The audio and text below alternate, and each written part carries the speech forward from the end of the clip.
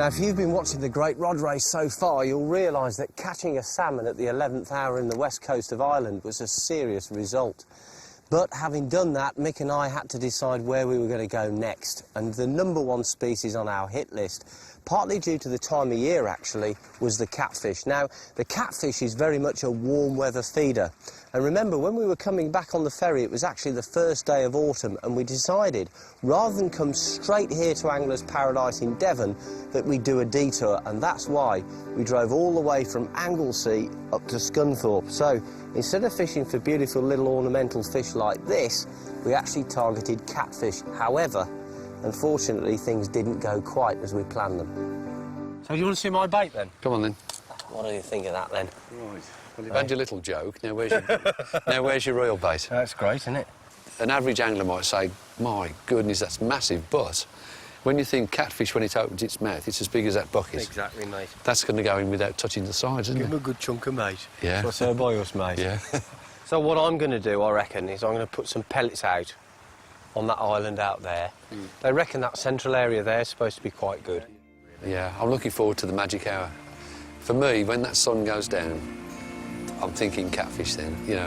At the moment, we could get a lucky one, but it's most likely to come when that sun's gone down, and you know then you're on red alert. It's a witching hour. Yeah, it is.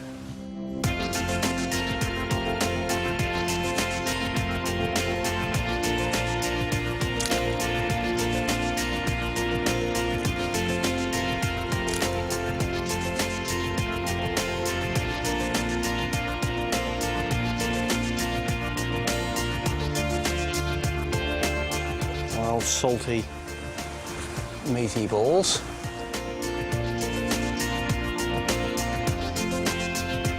I'll put in a few of these bigger pellets as well.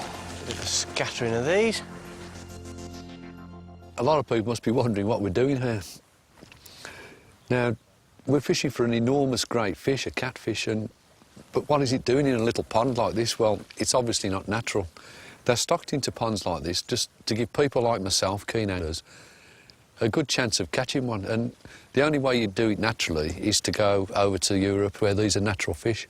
Now, they grow to an enormous size in these lakes, and we just don't know what's going to take our bait, and, you know, fingers crossed we might get one of the really big ones. My feeling is that they're going to go for something natural. And what I'm doing, I'm hedging my bets, really. I've got a live fish out on the one rod, and I've got a couple of dead fish out on the other two rigs.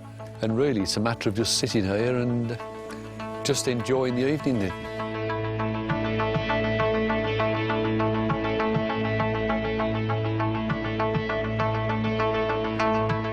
Just look at that sunset, Brian.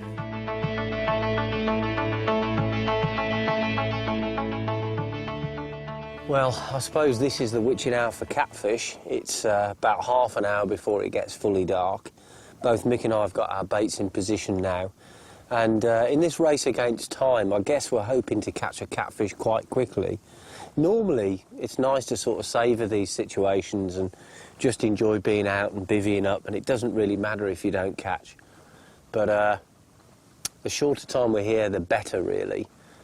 And I guess if there's going to be a time I would expect to catch a catfish, it would be between now, really, and probably an hour after dawn.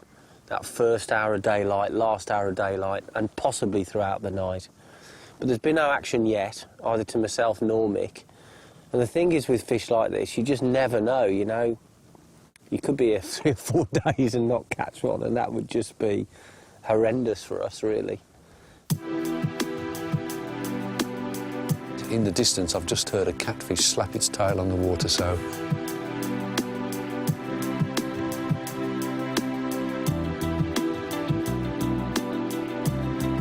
We've just gone through that magic hour when I expected to catch, and we haven't caught. What can I put it down to? I've had somebody walk through me swim and make a noise. I've had trouble with my rigs. I've had to get them out and recast, and,